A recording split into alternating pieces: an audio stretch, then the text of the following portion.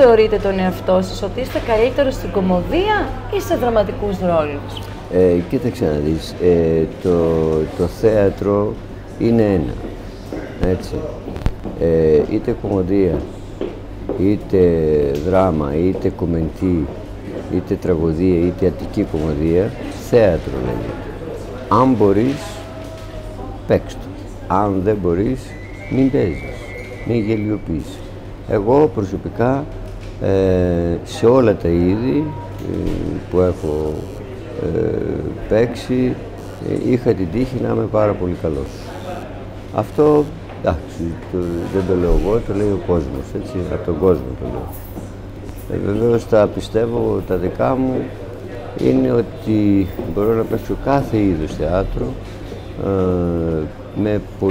με πολύ γνώση, με πολύ έτσι σοφιστική θέση και να μην ξεφύγω από το μέτρο, ό,τι και να είναι αυτό. Τηλεόραση, γιατί δεν σας έχουμε δει στην τηλεόραση? Κοίταξε να δεις, ίσως να φταίω κι εγώ, γιατί εντάξει μου έχουν κάνει 2-3 προτάσεις αυτά κάθε φορά, αλλά δεν είναι αυτό που με αντιπροσωπεύει.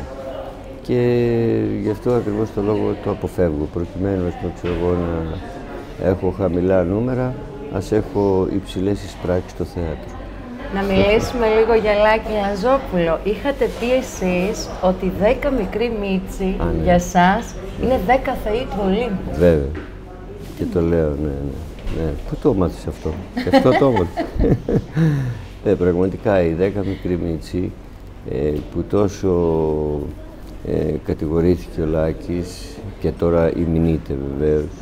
Για μένα, από τότε που έβλεπα τους 10 μικρούς Μίτσους, ήταν οι 12 θεοί του Ολύμπου. Όχι 10, οι 12 θεοί του Ολύμπου. Σπουδαίες ερμηνείες, σπουδαία τα θέματά του, εκπληκτικός αυτός στις μιμήσεις, στην ερμηνεία του, σε όλα αυτά. Ήταν εκπληκτικός, δηλαδή έμενα άφωνος. Και τον άνθρωπο δεν μιλούσαν κολακευτικά. Κι όμως οι 10 μικροί Μίτσοι θα αφήσουν ιστορία και θα τους βλέπουν τα παιδιά των παιδιών μας και θα λένε ναι, ήταν ένας σπουδαίος άνθρωπος, ένας σπουδαίος συγγραφέας, ένας σπουδαίος σκηνοθέτης, ένας σπουδαίος ηθοποιός, ένας σπουδαίος μίμος, ένας σπουδαίος θεατράνθρωπος. Δεχτήκατε πόλεμο στην πορεία σας, δηλαδή σε τέτοιο σημείο που να πείτε φτάνει επιτέλους, μην πυροβολείτε άλλο? Ποτέ δεν είπα φτάνει. Έλεγα πυροβολείτε, δεν πειράζει, εγώ προχωράω.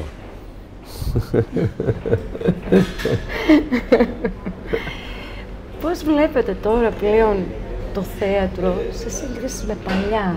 Τι έχει αλλάξει σήμερα? Αυτό που έχει αλλάξει είναι ότι έχουν μπει και ταλαντούχοι και ατάλλαντοι. Αυτό έχει αλλάξει.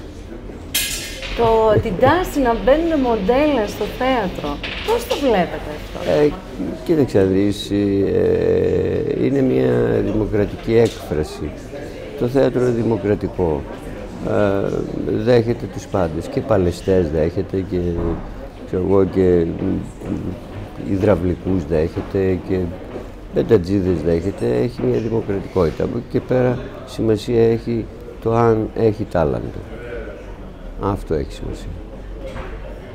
Ένα νέο παιδί σήμερα που έχει το μικρόβιο του ηθοποιού, τι συμβουλή θα του δίνατε? Να πάρει αντιβιωτικό αμέσως. Είστε φοβερός. Αμέσως να πάρει αντιβιωτικό. Δεν πρέπει να είναι μικρόβιο. Πρέπει να είναι κάτι άλλο. Πρέπει να είναι τάλαντο και να το ξέρει ο ίδιος. Πρέπει να έχει ταλέντο. Να το ξέρει όμως. Να το ξέρει ότι έχει. Να πιστεύει στον εαυτό του. Δηλαδή. Όχι, να το ξέρει ότι έχει. Να το ξέρει ότι έχει. Είναι σπουδαίο αυτό. Όλοι οι ταλαντούχοι ξέρουν ότι είναι ταλέντο. Ξέρουν. Και τα ψώνια βέβαια είναι τα οποία θεωρούν ότι έχουν ταλέντο. Και το μέτριο είναι το χειρότερο από το κάκιστο. Εντάξει, υπάρχουν και αυτά. Λείπει κάτι από τη ζωή σας σήμερα? Πώς νιώθει ο Στάθης Ψάλτης μετά από τόσο μεγάλη πορεία ζωής? Κοίταξε, δεν μου λείπει τίποτα.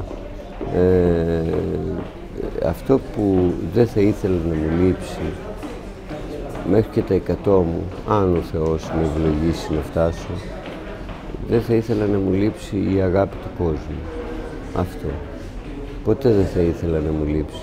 Γιατί εγώ κάθε φορά όπου και αν βγαίνω, σε ό,τι είδους θεάτρο και αν παίζω, δίνω δροσοσταλίδες της καρδιάς μου.